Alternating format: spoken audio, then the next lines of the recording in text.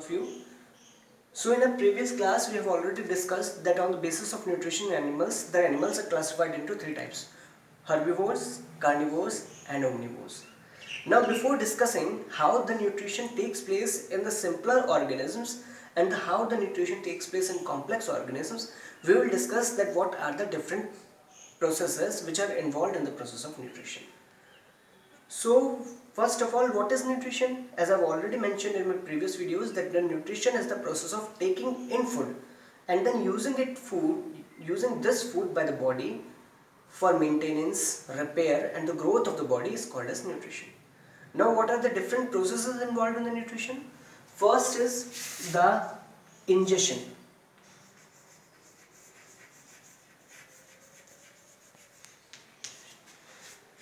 The process of taking in food is called ingestion. Now we human beings, we keep food, the process of keeping food in our mouth. This process is called as ingestion process. Eating food, the process of eating food is called as ingestion. The second process is the digestion. So what is digestion? Now the food we eat is actually consists of large insoluble particles which cannot be directly absorbed by the body. So now these particles actually need to be broken down into simpler soluble form which can be readily absorbed by the body, and this is done with the help of process of digestion. So digestion is the process of breaking down of food molecules, large insoluble molecules, into smaller soluble molecules which can be readily absorbed by the body. This process is called as digestion. So most of the organisms, they involve physical as well as chemical method of digestion. Now you will ask, what is the physical method of digestion? What is the chemical method of digestion?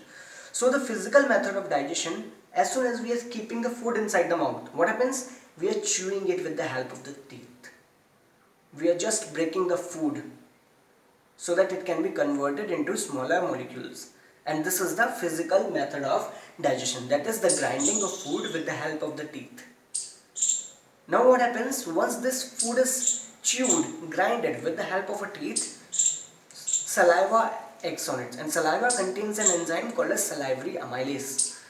And then further, this food is swallowed and it enters the stomach and is further acted upon by various enzymes and is further converted into smaller molecules.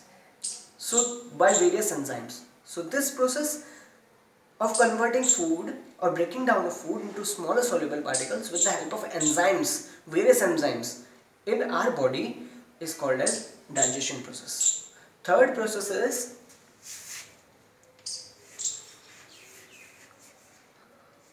absorption process.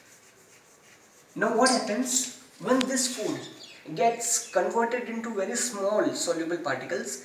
It is readily absorbed by the walls of small intestine, and this walls of small intestine, they consist of blood vessels. So this food, what happens, it goes into the blood and is supplied to various cells of the body, and this process is called as absorption process. Now after this we are talking about assimilation.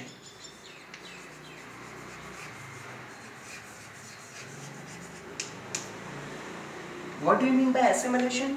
Now what happens? Now when this food is absorbed by our blood vessels, these blood, it carries the food particles to various parts of the body, to various cells, where it is used by these cells to release energy with the help of respiration.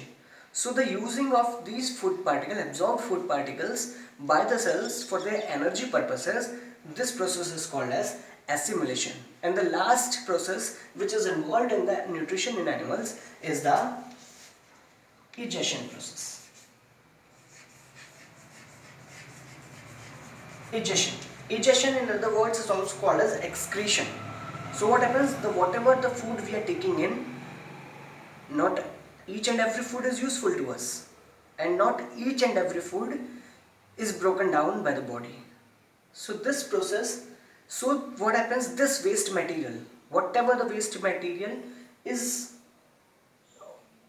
created by the body, and whatever the food which is not digested by the body has to be removed from the body from time to time in the form of feces or stool when you go to toilet. And this process of removal of waste material from the body or unabsorbed food material from the body, which becomes usually toxic, is known as egestion or excretion. Now we will be dealing how the process of nutrition generally takes place in simpler organisms as well as in multicellular organisms.